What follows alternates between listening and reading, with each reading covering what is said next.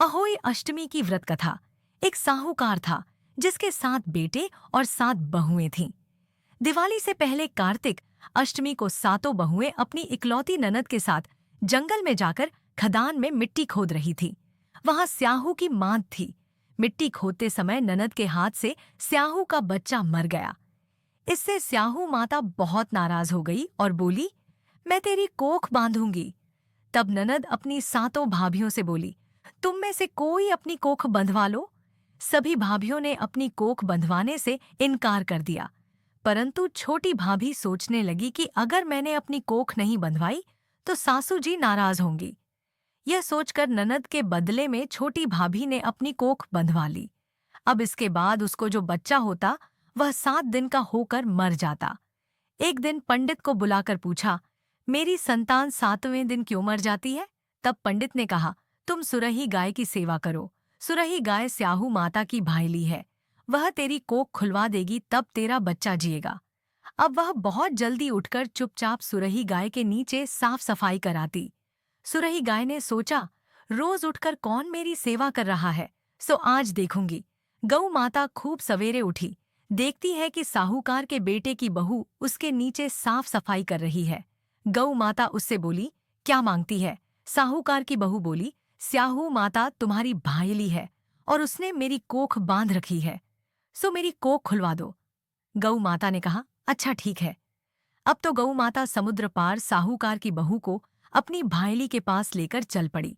रास्ते में खड़ी धूप थी, सो वह दोनों एक पेड़ के नीचे बैठ गई।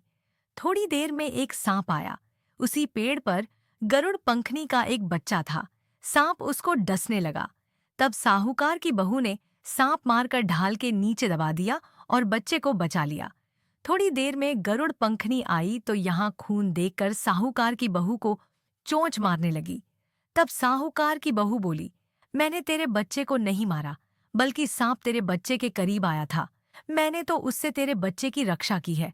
यह सुनकर गरुड़ पंखनी बोली, मांग तो क्या मांगती है? वह बोली, 7 समुद्र पार स्याहू माता रहती है, हमें तो उसके पास पहुंचा दे। तब गरुड़ पंखनी ने दोनों को अपनी पीठ पर बैठाकर स्याहू माता के पास पहुंचा दिया। स्याहू माता उनको देखकर बोली, आ बहन, बहुत दिनों में आई है। फिर कहने लगी, बहन मेरे सिर में जुएं परह गई हैं।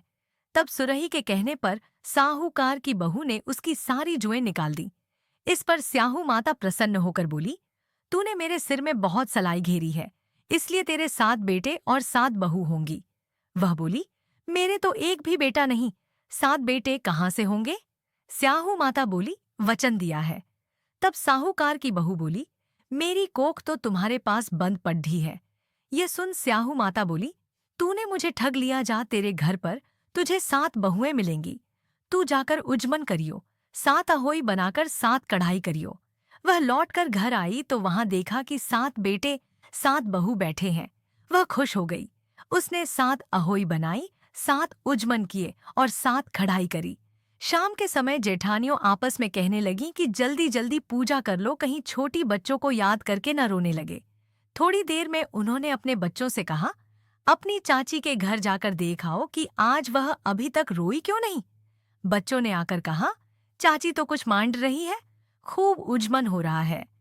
यह सुनते ही जेठानियां दौड़ी दौड़ी वहां आई और आकर कहने लगीं कि तूने कोख कैसे खुलवाई? वह बोली, तुमने तो कोख बंधवाई नहीं थी, सो मैंने कोख बंधवा ली थी। अब स्याहू माता ने कृपा करके मेरी कोख खोल दी है।